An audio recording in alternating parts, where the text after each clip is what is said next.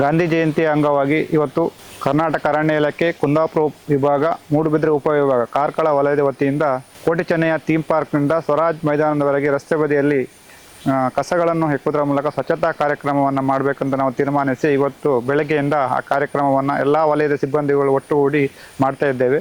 ಇನ್ನೇನು ಸ್ವರಾಜ್ ಮೈದಾನ ತನಕ ಈ ಕಾರ್ಯಕ್ರಮವನ್ನು ಮುಗಿಸಿ ಇದನ್ನು ಯಶಸ್ವಿಗೊಳಿಸಬೇಕಂತ ಅಂದ್ಕೊಂಡಿದ್ದೇವೆ.